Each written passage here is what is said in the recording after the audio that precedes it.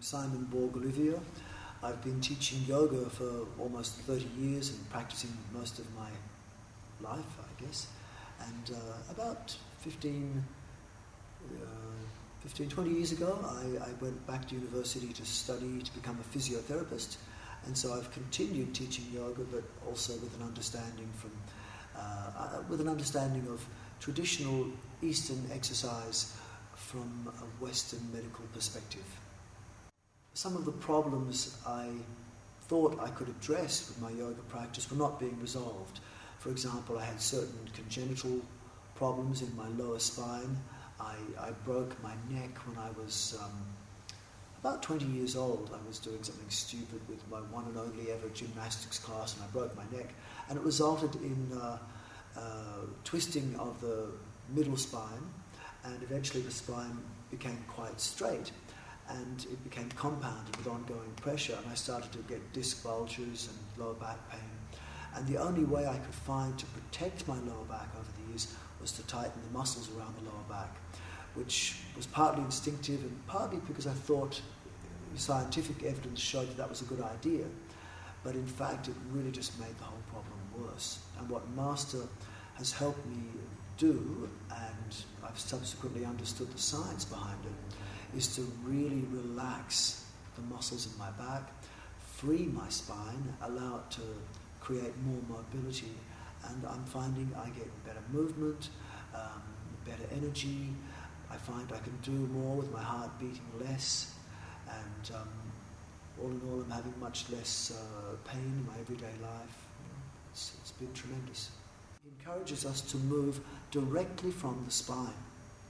So for example, in a simple movement in calligraphy yoga, you might move the body to the right side and move the elbow to the right side as well. Now that can be done in two ways.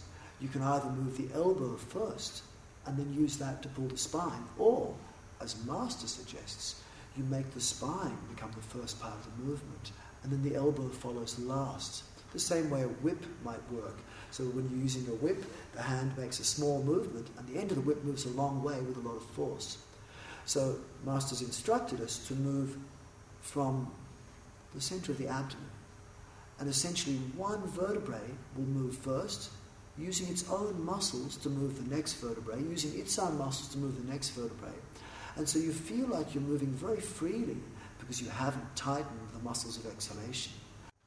Counter to a lot of Western exercise, which tends to stimulate increased heartbeat, increased breathing, and stimulates the sympathetic nervous system, commonly called the flight-fight response. Master's system is actually more encouraging the relaxation response, also known as the parasympathetic nervous system.